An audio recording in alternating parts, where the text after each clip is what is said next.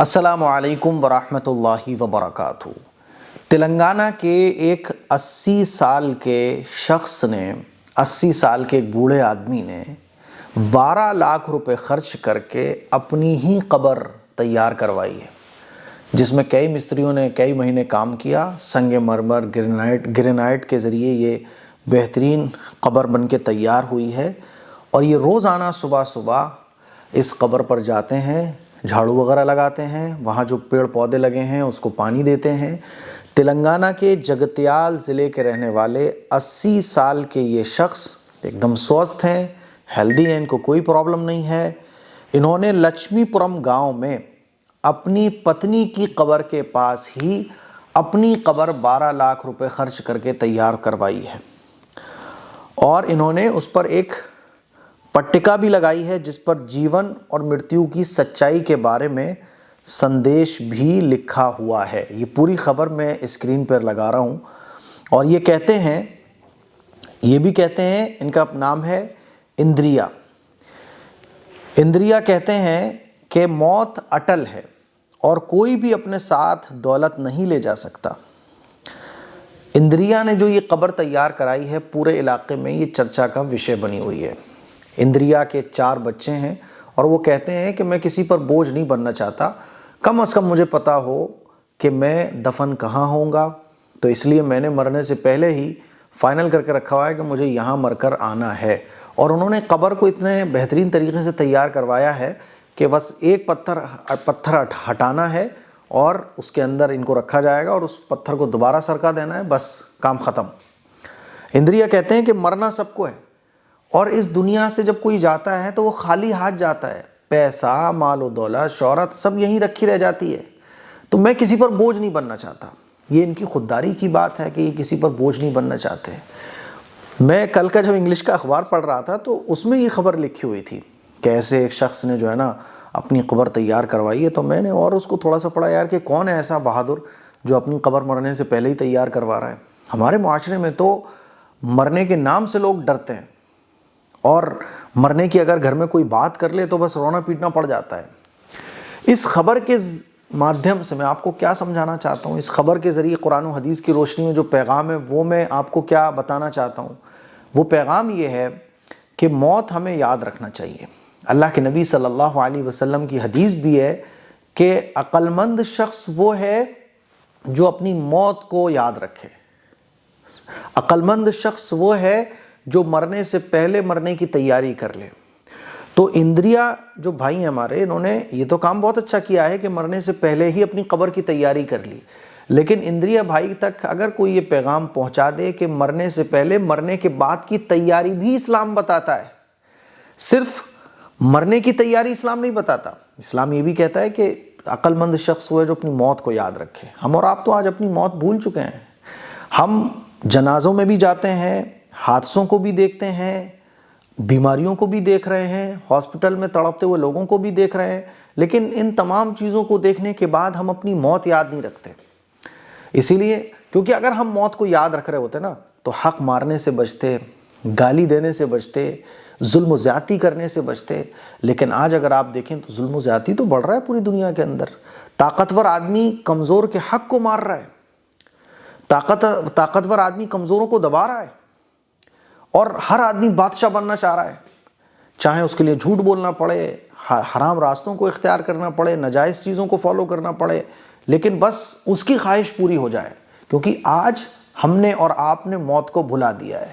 حالانکہ عقل مند شخص وہ ہے جو اپنی موت کو یاد رکھے، اور مرنے سے پہلے مرنے کی تیاری۔ مرنے سے پہلے مرنے کی تیاری کیا ہے؟ ایک چیز تو یہ بھی ہے جیسے کہ اندریا نے کیا کہ اپنی قبر بنوا لی۔ آج کل دیکھو نہیں پتا کہ آج کل نفسا نفسی کا عالم اتنا ہے، ہر آدمی مطلب کوئی کسی کا خیال نہیں کر رہا ہے، تو اسی لیے اپنی کم از کم اتنا اماؤنٹ اپنے لیے چھوڑ کے جائے، وصیت کر کے جائے کہ بھائی میرا کفن دفن کا خرچہ یہ رہا۔ اپنی موت کی ایک تیاری تو یہ ہے۔ دوسری تیاری یہ کہ آخرت کے لیے میں نے کیا جمع کر کے رکھا ہوا ہے۔ سب میں نے دنیا کے لیے کیا، اپنے بچوں کے لیے کیا، اپنی بیوی کے لیے کیا ہے نا، اتنی پراپرٹی میں نے چھوڑ دی کہ میرے جانے کے بعد بچے لڑے جھگڑے۔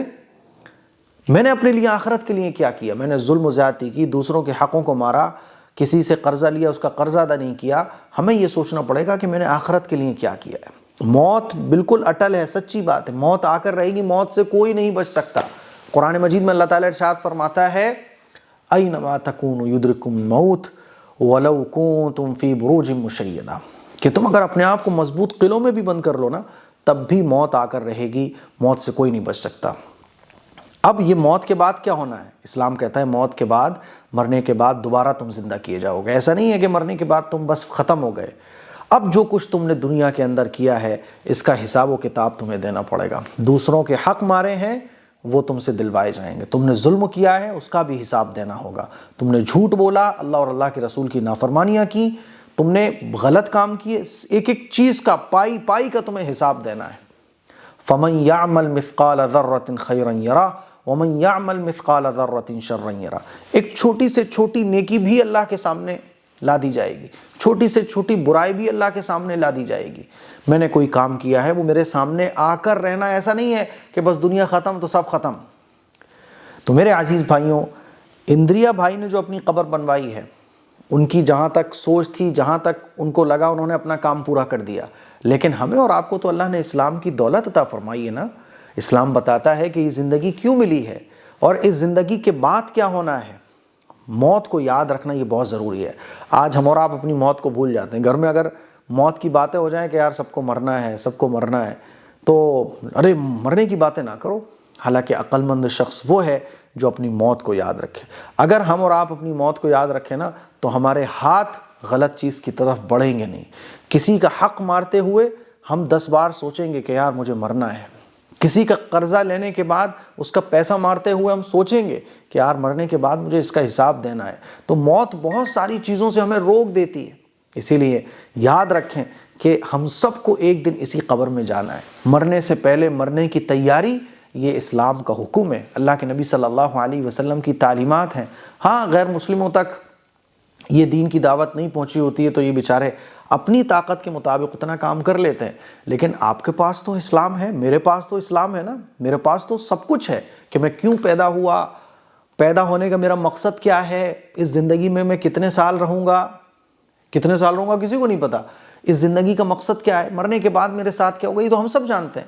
اسی لیے انہوں نے اپنی قبر بنوائی ہے، ہم اور آپ اپنی قبر میں جانے کی تیاری پہلے سے کریں۔ صرف قبر بنوانا یہ کافی نہیں ہے، اس قبر میں جانے کے بعد بھی میرے ساتھ کچھ ہونا ہے۔ اس قبر میں کتنے سال رہوں گا جب تک قیامت نہیں آئے گی، قیامت قائم ہونے کے بعد میں دوبارہ زندہ کیا جاؤں گا۔ یہ تمام چیزیں ہیں جو ہمارے غیر مسلم بھائیوں کو سوچنا چاہیے کہ اتنی بڑی زندگی، اتنی خوبصورت زندگی، اتنی بڑی کائنات میں اللہ نے ہمیں بھیجا، ہمارے کریٹر نے بھیجا، تو وہ خواہ میں نہیں بھیجا، ایک مقصد کے تحت بھیجا ہے۔ چھوٹی سے چھوٹی چیز بھی دنیا کے اندر فضول میں نہیں بنائی جاتی، تو ہم اور آپ کیا فضول میں بن گئے؟ یہ سوچنے والی بات ہے۔